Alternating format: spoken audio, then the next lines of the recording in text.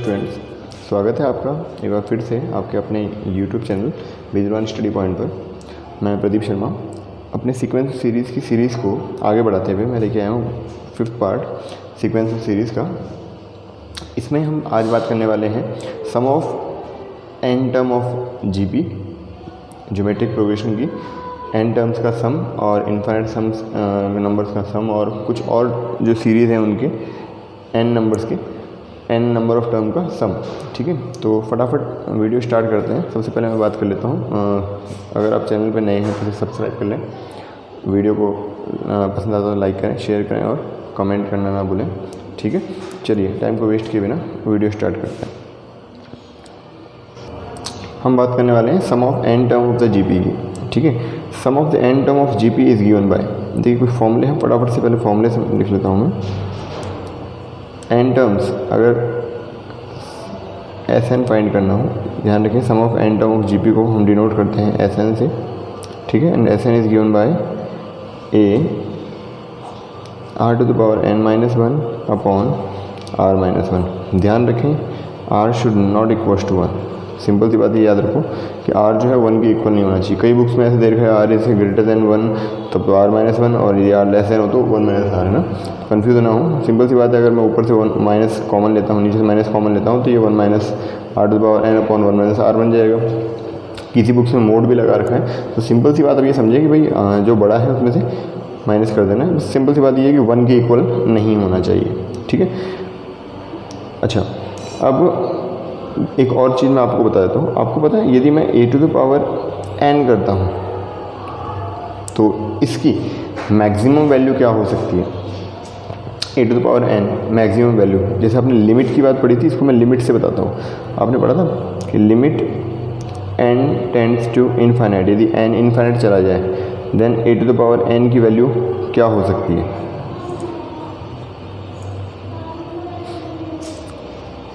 तो देखिए इसके बारे में हम बात करते हैं। एक फंक्शन है F X to the power N. ठीक है, अब ये डिपेंड किस पे करता है, ये डिपेंड करता है एक्स पे, एफ एक्स। इसको मैं ब्रेक कर लेता हूँ दो पार्ट में। ठीक है, अगर मैं कहता हूँ कि एक्स जो है वो लेस देन वन है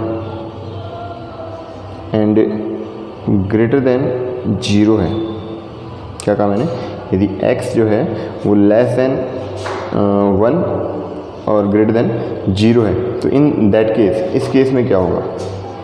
इस केस में देखिए इसको हम समझते हुए करते हैं। अज्यूम कीजिए, और ये जो n है ना बेटा, ये n belongs to natural number है, n belongs to capital N, natural number में इसको ले रहा हूँ।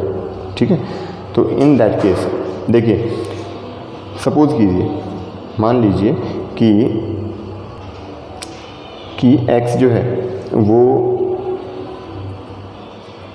0 और 1 के बीच में मुझे कोई वैल्यू उठानी है, तो मैं अगर 0.2 ले लेता हूँ, 0.2 0 से बड़ा और 1 से छोटा है, 0.2 लिया तो do you know x to the power 2 is what, 0.2 की पावर 2 कितना बनेगा 0.04। ठीक है जी, x क्यूब में यदि निकालता हूँ तो 0.2 होल पावर 3 कितना होगा 0.008। क्या दिखाई दे रहा है कि जैसे जैसे आप पावर को इंक्रीज़ करते जा रहे हो, नेचुरल नंबर में इंक्रीज़ करते जा रहे हो तो नंबर क्या होता जा रहा है। देखो 0.2 से फिर 0.4, इससे छोटा है, फिर और आगे बढ़े और छोटा हो गया। अगर मैं पावर 4 ले लेता हूँ तो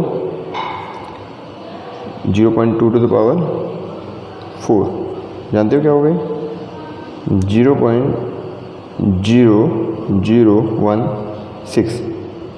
सही है, हो गया, छोटा होता जा रहा है, राइट और नॉट। तो हमें दिखाई दे रहा है कि अगर मैं इसको टेंस करता हूँ, मतलब इसको मैं बढ़ाता हूँ कहाँ तक, अगर मान लो मैंने इसको बढ़ा करके x to the power positive infinite कर दिया, क्या कर दिया मैंने इसे x to the power positive infinite, तो उस कंडीशन में 0.2 टू द पावर इन्फाइनाइट, तो देखो वैल्यू क्या हो रही है, यहाँ से कम होती जा रही है ना। अब कम होते होते कहाँ जाएगी, नेगेटिव तो हो नहीं सकती, क्योंकि मुझे पता है अगर आप कोई पॉजिटिव नंबर लेते हो तो उसकी कोई भी पावर लगी हो नेगेटिव कभी नहीं आएगी। पॉजिटिव ही आएगी। तो इसका मतलब ये वैल्यू कम होते होते कहाँ तक जाएगी, 0 तक, इससे ज़्यादा नीचे नहीं जा सकती। तो इसका मतलब X to the power infinite कब, जब एक्स जो है वो इस पर है। तो उस कंडीशन में अगर मैं कहता हूँ कि limit n tends to infinite then F X, तो फर्स्ट वाली कंडीशन में तो ये बनेगा आपका 0, ठीक है। अब सेकंड कंडीशन, यदि x जो है वो ग्रेटर देन 1 है, x ग्रेटर देन 1 है, यदि x की वैल्यू 1 से बड़ी है, तो 1 से बड़ी कोई भी वैल्यू आप लेते हो तो वैल्यू क्या होगा, फिर वो इंक्रीज़ होती जाएगी, बढ़ती जाएगी, समझ रहे हैं। अब बढ़ती हुई कहाँ तक जा सकती है, बढ़ती हुई इनफाइनाइट पावर पे क्या हो जाएगा, वो इनफाइनाइट बन जाएगा, ठीक है। और यदि x इक्वल टू 1 है तो x यदि इक्वल टू 1 है तो भाई सॉल्यूशन भी आपका क्या होगा, 1 ही होगा, समझ रहे हो। तो एक तो इस पावर वाली बात को समझ लें आप, ठीक है। अच्छा, एक और इम्पॉर्टेंट चीज़ की बात करते हैं कि यदि ये क्वेश्चन है, what is the value of X to the power minus infinite, अगर इसकी वैल्यू आपसे पूछी जाए तो इन दैट केस क्या होगा। चलिए तो इसको समझ लेते हैं, इसको भी मैं अलग अलग वैल्यूज से ही आपको समझाऊंगा।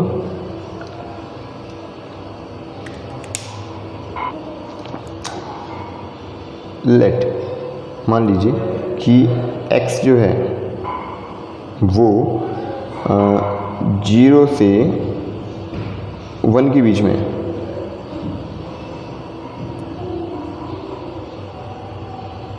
x जो है वो 0 से 1 के बीच में है, ठीक है। तो उस कंडीशन में अगर मैं नेगेटिव पावर लगाता हूँ 0 से 1 के बीच में, मान लो मैंने वही x ले रहा हूँ, मैं 0.2 ले लिया, मान लो इसकी पावर मैंने लगाई मान लो -1, तो क्या बनाइए 1/0.2, सही है। और इसको यदि मैं सॉल्व करता हूँ तो ये बनता है आपका 10/2, मतलब 5, सही है। पॉइंट रिमूव करो, ऊपर 10 चला गया। अच्छा जी, अगर 0.2 की पावर 2 है तो माइनस की, इन दैट केस ये बनेगा आपका 1/0.2 की पावर 2, नेगेटिव पावर पता है ना मुझे, नेगेटिव पावर फॉर्म में आती है, तो इससे ये क्या बनेगा 1/0.04, सही है।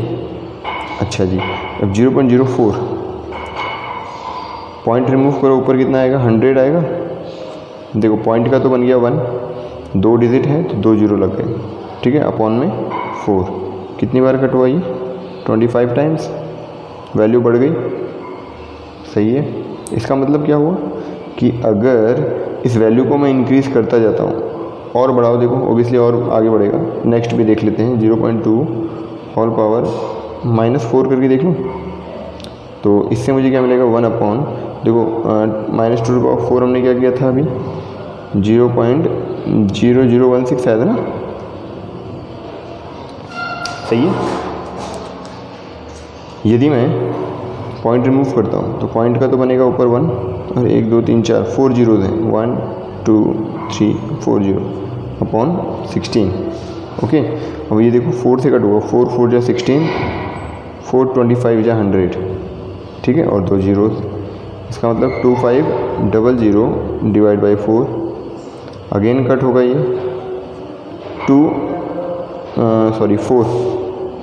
6 जा 24, 1 बचा 10 हुआ, तो 4 2 जा 8 9 10 2 बच गए, 4 5 जा 25, तो इसका मतलब 6 25, वैल्यू देखो बढ़ गई 5 25 6 25, ठीक है।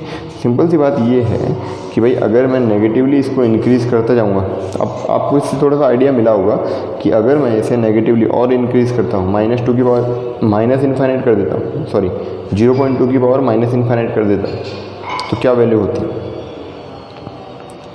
अगर मैं 0.2 की पावर माइनस इन्फाइनाइट कर देता हूँ तो क्या लगता है क्या वैल्यू हो सकती है। इसको देखिए -1 -2 -4, मैंने जैसे नेगेटिवली इंक्रीज़ किया तो वैल्यू क्या पॉजिटिवली इंक्रीज़ होती गई ना, पॉजिटिव इंक्रीज़ हो रही, तो इसका मतलब जैसे आप इसे माइनस इन्फाइनाइट ले गए तो ये क्या बन जाएगा प्लस इन्फाइनाइट बन जाएगा, सही है। तो कहने का मतलब ये है कि x यदि 0 से 1 के बीच में अगर आता है उस कंडीशन में नेगेटिव पावर आप लगाते हो तो वैल्यू इन्फाइनाइट बन जाती है।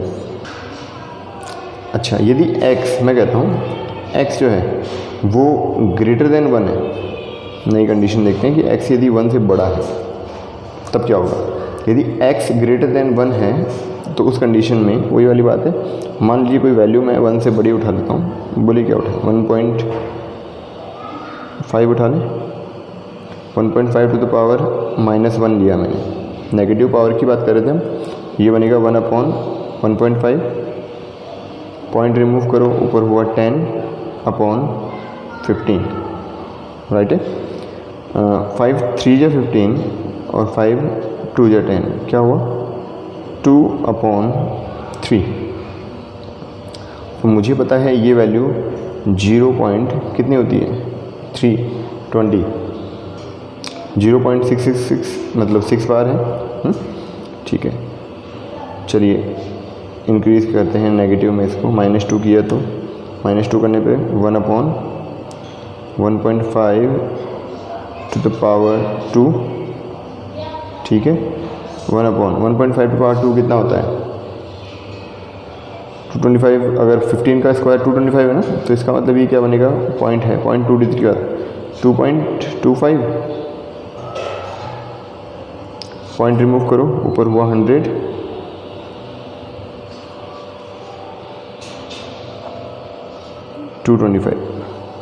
अगेन देखो सिंपल सी बात है, जो भी वैल्यू है डिनोमिनेटर में वो न्यूमिनेटर से बड़ी ही होगी हर बार, जैसे इसमें था, और जब तक न्यूमिनेटर बड़ा होगा तब तक जो सॉल्यूशन होगा वो 0 पॉइंट समथिंग होगा। लेकिन अब जो वैल्यू आएगी ना वो पहले वाले से क्या होगी, छोटी होगी, इस बात का ध्यान रखें। चलो डिवाइड लगा के देख लेते हैं। ये कट होगा आपका, ये 9 टाइम कट हुआ, 25 9 जा और 25 4 जा, तो इसका मतलब 4/9 हो गया। और 4/9 को अगर मैं डेसिमल में लिखता हूँ तो देखो पॉइंट में लगाने पे 0.40 हुआ, 9 4 जा 36, 0.4 और आगे भी कुछ वैल्यूज़ आएंगी है ना, तो 0.4 के आगे वैल्यू बढ़ती जाएगी, तो मैं इसको 100 ऑन लगा देता हूँ। देखो 0.4 इससे छोटा है ना, नेगेटिव में पावर बढ़ाया, वैल्यू छोटी होती गई।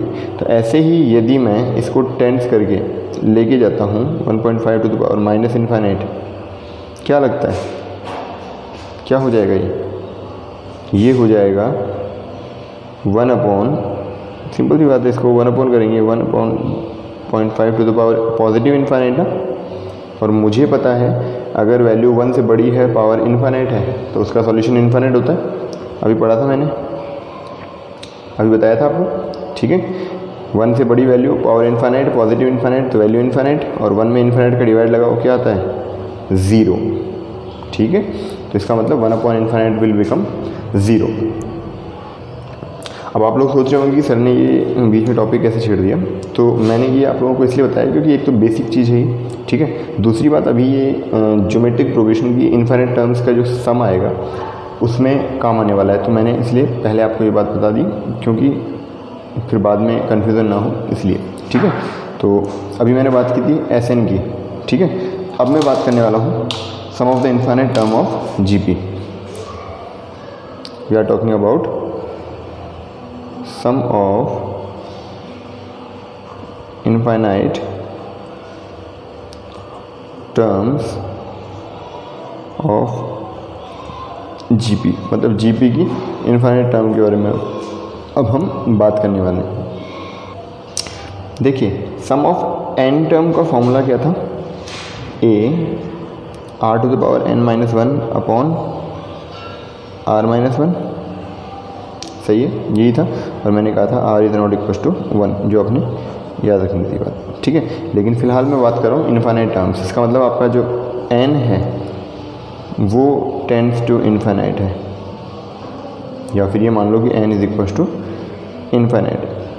अगर n इन्फाइनाइट हो जाता है तो उस कंडीशन में s इन्फाइनाइट इक्वल टू क्या हुआ, a r to the power infinite -1/r-1, सही है, ठीक है। अब बात करते हैं वैल्यू की, r to the power infinite, जो अभी मैंने पहले बात की थी, भाई इन्फाइनाइट वैल्यू है तो कैसे फाइंड करेंगे।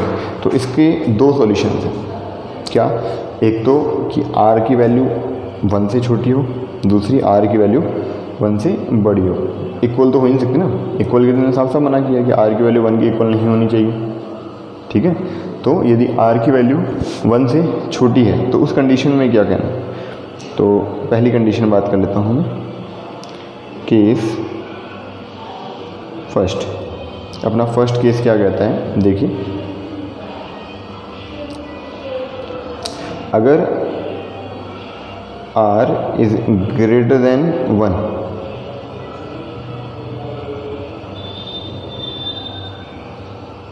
यदि r 1 से ग्रेटर है, तो मुझे पता है अगर r 1 से ग्रेटर है तो इसका मतलब ये जो वैल्यू है, then r to the power infinite क्या होगा, कोई वैल्यू r 1 से ग्रेटर है, बताया था अभी, उस कंडीशन में r to the power infinite क्या बन जाएगा, इन्फिनिट बन जाएगा। और उस कंडीशन में a this is infinite, infinite minus 1 upon r minus 1, और इन्फिनिट में से माइनस 1 करोगे तो वैल्यू इन्फिनिट आएगी, और उस इन्फिनिट में किसी भी वैल्यू का डिवाइड लगाओ, ये पॉजिटिव वैल्यू है क्योंकि r जो है वो 1 से बड़ा है, इसका मतलब सॉल्यूशन पॉजिटिव आएगा। पॉजिटिव वैल्यू का इन्फिनिट में डिवाइड करोगे तो वैल्यू क्या आएगी, इन्फिनिट ही आएगी ना। तो उस कंडीशन में आपका sum of infinite term will become infinite. कब, जब r 1 से बड़ा है। केस सेकंड क्या कहता है, केस सेकंड, जब r छोटा है 1 से, ठीक है, जब r 1 से छोटा है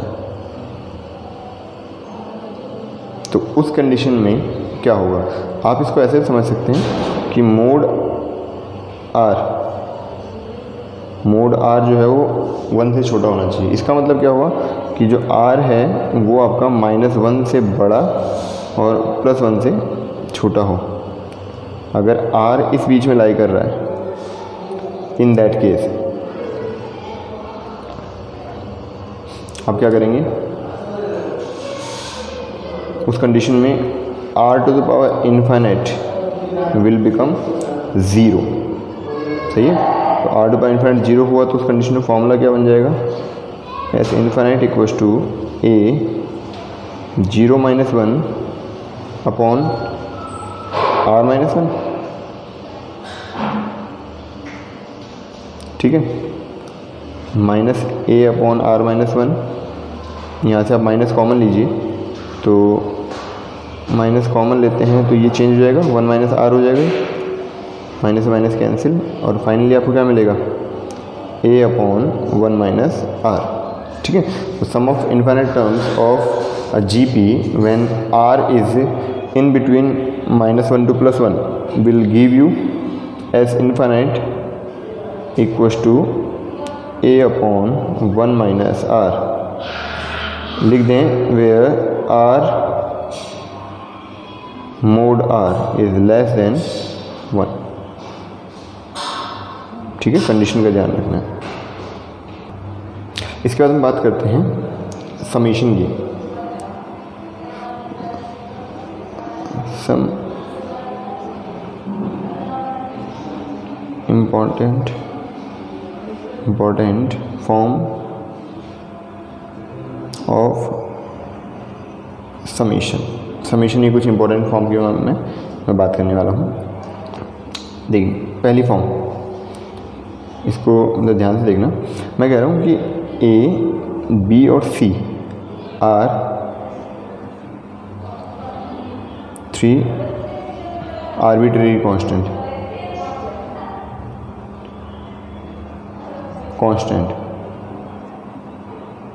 देखो, आर्बिट्रेरी का मतलब क्या होता है, पहले तो ये समझ लें। आर्बिट्रेरी का मतलब होता है जो ऐसे कांस्टेंट जो वेरिएबल की तरह वर्क करते हैं।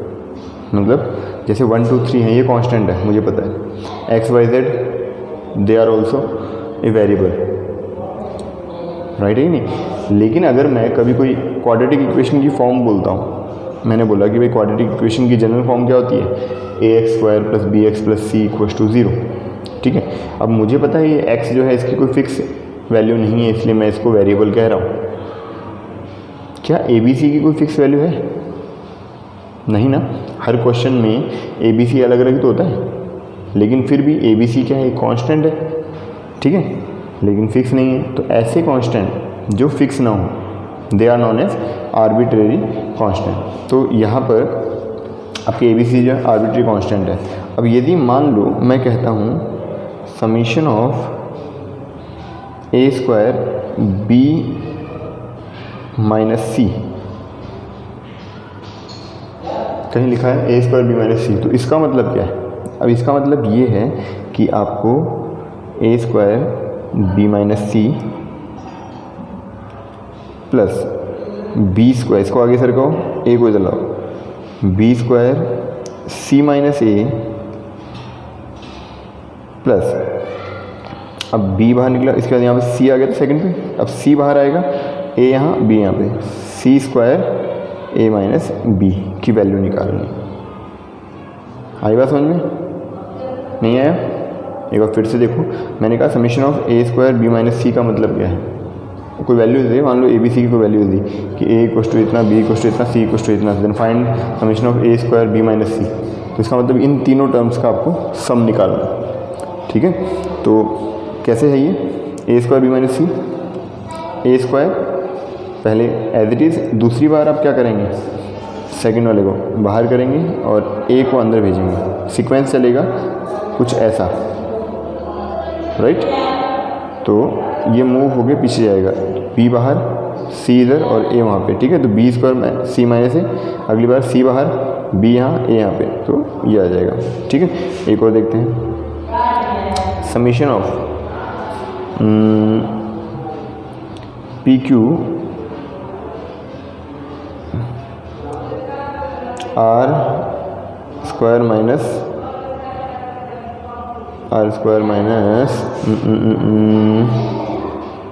एक्स स्क्वायर, मान लो ये आ गया। ठीक है, तो in that case what it is, इसके बारे में बात करें तो क्या बनेगा, कॉन्सेप्ट समझ ही गए हो। आप क्या करेंगे, सबसे पहले फर्स्ट ये जो लिखा है वही आप एज इट इज़ लिखेंगे, R square minus x square. ठीक है, प्लस नेक्स्ट वाले में क्या होगा, P जाएगा, P उधर जाएगा, इसका मतलब QR x square minus P square. Okay, plus next वाले में अब x बाहर q इधर, x बाहर, इसका मतलब x और क्या आएगा, r आएगा, आर एक्स, r तो है ही ना, q जाएगा r इंटू एक्स, ब्रैकेट में क्या आएगा, p square minus q square, plus अब की बार p बाहर, इसका मतलब x, r उधर चला जाएगा, x इंटू पी, सही है, x यहाँ पे, p यहाँ पे, r जाएगा यहाँ, q यहाँ पे, q square minus r square. बन गई ऑल द फोर टर्म्स। एक बार और आप बढ़ाओगे दोबारा वही बन जाएगा। देखो तो ये चार टर्म, जितने वेरिएबल उतनी टर्म्स होंगे। ठीक है, तो इसका आप सॉल्यूशन इससे निकाल सकते हैं। ठीक है, दूसरी बात, सम ऑफ एन टर्म के लिए इसमें फॉर्मूला बन सकता है कि जैसे समीशन ऑफ पूछ ले 1 plus 2 plus 3 plus 4 plus dash dash dash plus n. ठीक है,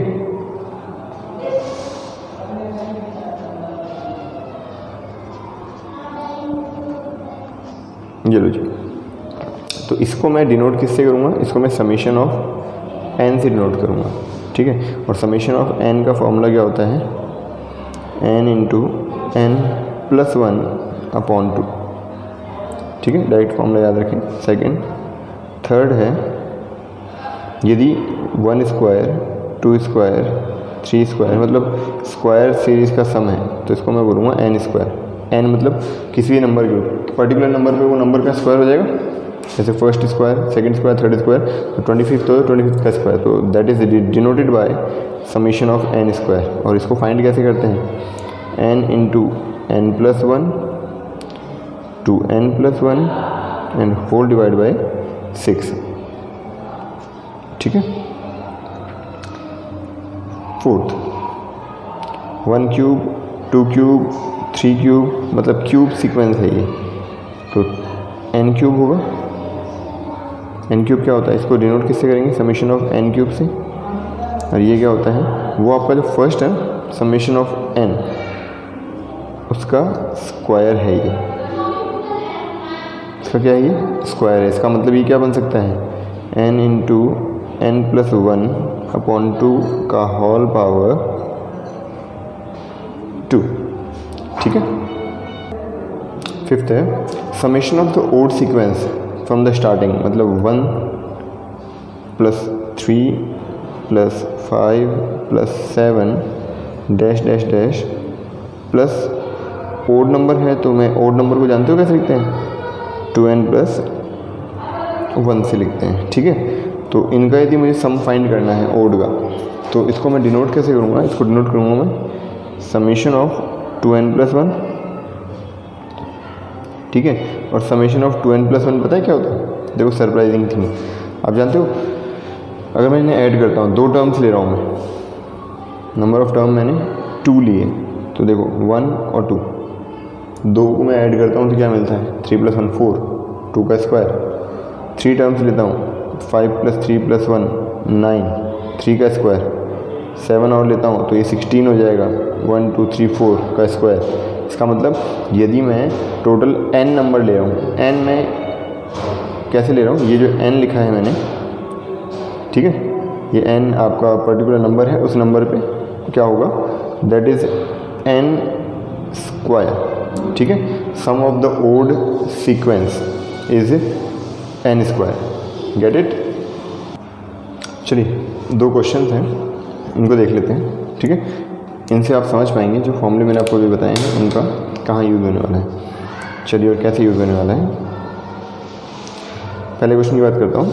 1 2 3 plus 2 3 4 plus 3 4 5 and so on till, इसने बोला है इसका सम फाइंड करना है। n टर्म्स तक का मैं सम मान लेता हूँ। सॉल्यूशन ऑफ फॉलोइंग सीक्वेंस है, ये n टर्म्स तक जा रहा है मान लो। ठीक है, ये भी n टर्म्स तक है। तो इन दैट केस इसके n टर्म्स का सम कैसे फाइंड करेंगे, देखिए आप क्या करें, सबसे पहले an पता करें, what is the nth term of the first sequence. अगर मैं फर्स्ट वाले को सॉल्व करता हूँ तो फर्स्ट वाले में an क्या होगा, देखो an निकालने से पहले मैं यहाँ पर एक बार आपको समझा देते हैं। 1 इंटू 2 इंटू 3, यही है first term, plus second term क्या है, सेकंड में 2 इंटू 3 इंटू 4 है। उसकी नेक्स्ट जो टर्म है वो क्या है, 3 इंटू 4 इंटू 5 है, प्लस बढ़ता जा रहा है। तो देखो यहाँ से आपको दिखाई दे रहा है, जो फर्स्ट टर्म है उसमें 1 है, सेकंड टर्म में 2 है, थर्ड टर्म में 3 है, मतलब nth टर्म में n तो होगा ही होगा। ये लो जी, पहली चीज़ मिल गई। दूसरा, फर्स्ट टर्म में 1 और उससे जस्ट आगे वाली वैल्यू मतलब प्लस 1 है, तो 1 प्लस 1 2, और सेकंड वाले में सेकंड और उससे आगे वाली टर्म मतलब 2 प्लस 1 3 है। थर्ड टर्म में 3 से आगे वाली टर्म 4 है, तो इसका मतलब nth वाले में n से आगे वाली टर्म होगी ऐसे ही। अब इसकी बात करें, नेक्स्ट एक टर्म और है, वही थर्ड टर्म 3, 1 2 और 3, मतलब 1 से कितना ज़्यादा है, 2 ज़्यादा है, मतलब फर्स्ट टर्म में 2 इंक्रीज़ करके 3 आया है। सेकंड टर्म में, ये पूरी सेकंड टर्म है, सेकंड टर्म में 2 इंक्रीज़ करके 4 आया है। थर्ड टर्म में फिर से 2 इंक्रीज़ करके 5 आया है, तो इसका मतलब nth टर्म में 2 इंक्रीज़ करके वैल्यू आएगी। सही है, ओके। इसका मतलब मुझे मिल गया an equal to n into n plus 1 n plus 2। तो इसका मतलब फाइनली मुझे n मिलेगा क्या, इसको अंदर मल्टीप्लाई कर लेता हूँ मैं, ये मिलेगा n square plus n square plus n into 1 is n, और n प्लस 2 आपका मिल जाएगा। और मल्टीप्लाई करो उसे, मल्टीप्लाई करने पे देखो पहले n स्क्वायर n से मल्टीप्लाई होगा, n क्यूब बनेगा, प्लस 2 इंटू एन स्क्वायर करेंगे तो 2n स्क्वायर बनेगा, प्लस अब n की बारी, n मल्टीप्लाई हुआ n से तो n स्क्वायर मिला, प्लस n मल्टीप्लाई हुआ 2 से तो 2n मिला। सही है, क्या बना देखो, लाइक टर्म्स हैं हमारे पास, n क्यूब की एक ही टर्म है, n स्क्वायर की 2 टर्म्स हैं और n की एक टर्म है। इसका मतलब n क्यूब तो एज इट इज़, और ये आपका 3n स्क्वायर हो गया प्लस का 2n हो गया। ठीक है, ओके। अब मुझे जो फाइंड करना है वो सम है, इस सीक्वेंस का सम है। इसका मतलब मुझे समीशन ऑफ an निकालना है। ओके, समीशन ऑफ an मुझे पता करना है। ठीक है जी, समीशन निकालने के लिए क्या करेंगे, ऑब्वियसली समीशन निकालेंगे।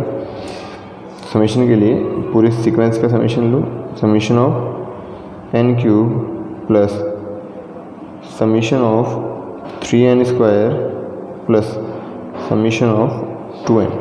ठीक है, अब मुझे पता है समीशन करना है। समीशन का एक्चुअल मीनिंग क्या होता है? मान लीजिए मैंने लिखा है समीशन ऑफ n प्लस 1, ध्यान से देखना, और मैं कह रहा हूँ कि n की वैल्यू जो है वो 1 से लेके 5 तक है। तो इसका मीनिंग क्या है? इसका मीनिंग ये है कि आपका जो ये जो वैल्यू है ना, इसको मैं कैसे ऐड करूँगा? पहले मैं लिखूँगा यहाँ पे 1 प्लस 1 प्लस, फिर मैं यहाँ लिखूँगा 2 प्लस 1 प्लस, फिर मैं लिखूँगा 3 प्लस 1 प्लस, फिर लिखूँगा 4 प्लस 1, फिर मैं लिखूँगा 5 क्योंकि 5 तक है, तो फिर मैंने लिखा 5, तो ये 5 प्लस 1 हो गया। ठीक है, और इन सब का एडिशन निकालना है, सही है कि नहीं है? तो वैसे ही ये जो सीक्वेंस दे रखा था अभी आपको ऊपर, ये वाला, इसमें मैंने an निकाला nth टर्म, और फिर उसका समेशन निकालना है। कहने का मतलब ये है कि मुझे सबका एडिशन करना है, तो इसका अलग से एडिशन कर लो, फिर इसका कर लो, फिर इसका कर लो, फिर सबको ऐड कर दो। ये ऐसा नहीं हो सकता कि मैं 1 2 3 4 इन सबका एडिशन कर लूँ, नेक्स्ट आज इसको ऐड कर लूँगा, फिर टोटल कर लूँगा, है ना?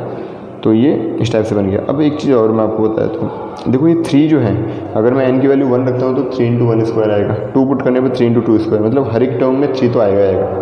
तो 3 को मैं कॉमन लेके बाहर कर देता हूँ, तो summation of n cube as it is 3 आपका बाहर हो गया, n स्क्वायर प्लस 2 आपका समीशन से बाहर हुआ n, मतलब कांस्टेंट अगर आता है किसी वेरिएबल के साथ में तो वो समीशन से आउट हो जाएगा। ठीक है, तो अब देखो क्या बन रहा है। ये एक एग्जांपल था, this is not the part of the question, एक एग्जांपल समझाने के लिए मैंने डाला। ठीक है, तो बॉक्स में बंद कर देता हूँ। अब देखिए समीशन ऑफ n क्यूब के लिए फॉर्मूला क्या पड़ा था? n × n plus 1 upon 2 and whole power 2, ये पड़ा था, plus 3 summation of n square क्या था? n × n plus 1 2n plus 1 whole upon 6, सही है। और लास्ट 2 × समीशन ऑफ n क्या है? n × n plus 1 whole upon 2, सही है। ठीक है, अब देखो अगर कुछ कट पीट रहा है तो उसे काट पीट दो, पीटना नहीं, काट देना है ना। देखो 3 × 2 = 6, 2 से 2 कैंसिल हुआ। ठीक है, अब जो टर्म्स बच रही है उनको लिख लेता हूँ मैं। जैसे यहाँ पर अगर मैं स्क्वायर डिस्ट्रीब्यूट करता हूँ तो ये बनेगा n स्क्वायर × n प्लस 1 का होल स्क्वायर, सही है, अपॉन 4 प्लस ये क्या है? n × n plus 1 2n plus 1 upon 2 plus n × n plus 1।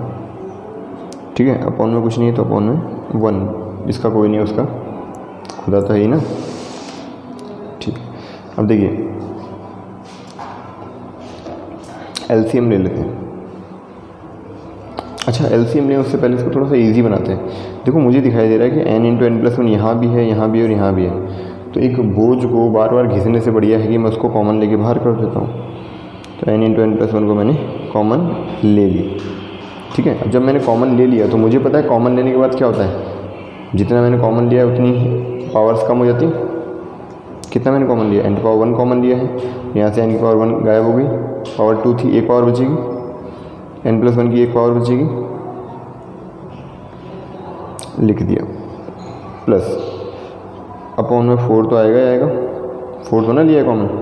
उसके बाद बात करते हैं इसकी, अपॉन में 2 आएगा ही आएगा, n × n प्लस 1 एक पावर थी, बाहर हो गई, बचा गया 2n प्लस 1, प्लस यहाँ से n × n प्लस 1 पूरा ही बाहर हो गया तो 1 ही बचेगा केवल, सही है। ओके, हाँ जी, देखिए इसके बाद क्या करेंगे अब एलसीएम लेके सॉल्व करते हैं। n × n प्लस 1 को आप बाहर रखें,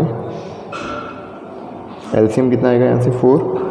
ठीक है, 4 1 × 4, इसका मतलब ये एज इट इज़। अब इसको भी अंदर मल्टीप्लाई कर थोड़ा सिंपल लिख देता हूँ, ये बन जाएगा आपका n square plus n plus 2 2 जा 4, जो 2 आएगा वो ऊपर मल्टीप्लाई होगा, तो 2 2 जा 4n प्लस 2 1 जा 2 प्लस इसके अपॉन में 1 है, 1 का डिवाइड 4 में 4 टाइम्स, 4 1 जा 4 आएगा। ठीक है, अब देखिए n इंटू एन प्लस 1 आपका एज इट इज रहेगा,